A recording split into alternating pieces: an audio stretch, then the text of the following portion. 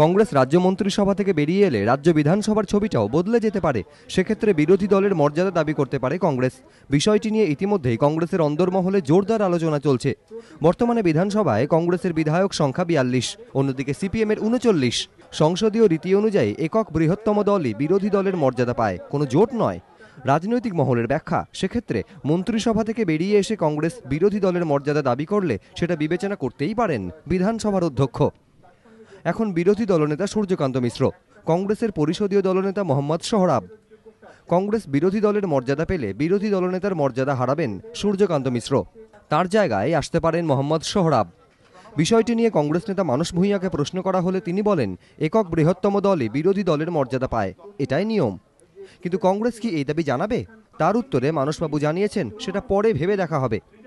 এদিকে এদিন রাজ্য মন্ত্রিসভার বৈঠক বয়কট করেন কংগ্রেসের ৬ মন্ত্রী। মহাকরণে না গিয়ে মন্ত্রীদের অনেকেই বিধানসভায় কংগ্রেসের পরিষদীয় দলনেতার ঘরে সময় কাটান। এ ব্যাপারে মানস ভূঁইয়া বলেন, কংগ্রেস হাইকমান্ডের নির্দেশেই তারা এখনও মন্ত্রিসভায় আছেন। পরবর্তী বার্তা না আসা পর্যন্ত তারা কাজ চালিয়ে যাবেন। অন্যদিকে শুক্রবার থেকে বসছে রাজ্য বিধানসভা। তার আগে কংগ্রেস তৃণমূল বিচ্ছেদ হয়ে গেলে এবার কি অন্য রূপে দেখা যাবে কংগ্রেসকে?